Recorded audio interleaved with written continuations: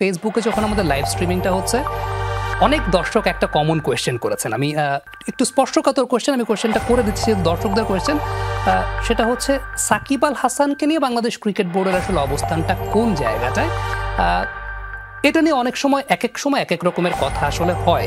এর আগে আমরা একটা বিষয় যেমন শুনতে চেয়েছিলাম, তিনি নিরাপত্তা চেয়েছিলেন, বাট সেই নিরাপত্তা, তাকে স্পেশাল নিরাপত্তা দেয়া পসিবল না কি না সেটা নিয়ে অনেক কথাবার্তা ছিল। বাট আপনি যেহেতু এখন বোর্ড প্রেসিডেন্ট, বাস্তবিক অর্থে আসলে সাকিব আল হাসানকে নিয়ে বাংলাদেশ ক্রিকেট বোর্ডের অবস্থানটা কোথায়?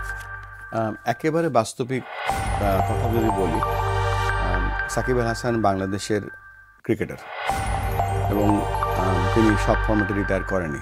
জি, সো হি ইজ অ্যাভেলেবেল। এখন ক্রিকেটার হিসেবে কিন্তু তাকে দলে আসতে হলে আমি বা আপনি পারবো না।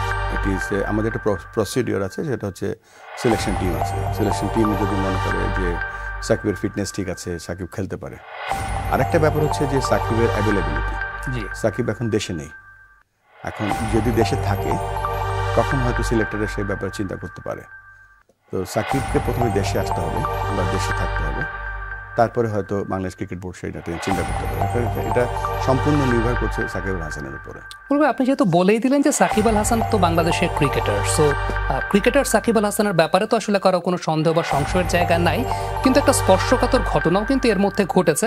টেস্ট ক্রিকেটের যখন 25 বছর পূর্তি হয়, তখন যেহেতু আমি নিজেও পার্সোনালি সেই প্রোগ্রামটার সঙ্গে ইনভলভ ছিলাম, আমরা কিন্তু সেখানে সাকিব আল হাসানের ছবি রেখেছিলাম। কারণ বাংলাদেশ ক্রিকেটের টেস্ট ক্রিকেটের হিস্ট্রি যদি আমরা পর্যালোচনা করি, সেখানে Shakib Al Hasan should be there.